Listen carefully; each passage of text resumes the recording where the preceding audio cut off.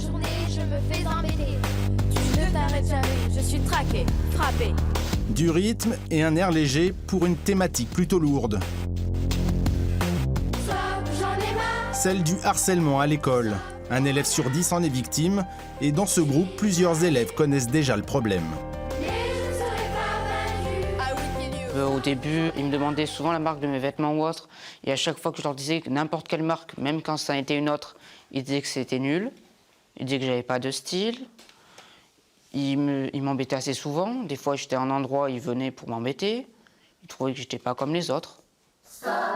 Sensibilisés, ces jeunes de la 6e à la 3e ont donc souhaité agir. Il leur a fallu près de 6 mois pour écrire une chanson et réaliser un clip. Une façon pour eux de briser le silence. On veut vraiment lutter contre ça parce que c'est important et on ne se rend pas compte que beaucoup d'élèves en sont touchés. Ça détruit vraiment la vie d'une personne. Les pensées peuvent aller très loin. On peut penser au suicide, on peut penser à autre chose. Un projet mené en toute autonomie. Seule la musique a été composée par leur professeur. Quand je leur ai présenté la musique, on va dire, ils ont tout de suite adhéré. Les élèves étaient enchantés, donc j'étais un petit peu même content et étonné d'ailleurs que ça leur plaise autant.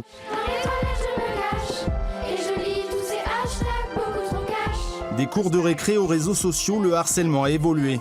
Une extension du problème qui entre dans l'intimité des victimes. Le cyberharcèlement va décupler, va augmenter les conséquences du harcèlement et ça va poursuivre potentiellement les élèves harcelés jusque chez eux, dans leur univers familial. Le gouvernement a mis en place un site internet. L'arsenal législatif a lui aussi évolué. Le harcèlement est puni d'1 an de prison et 45 000 € d'amende.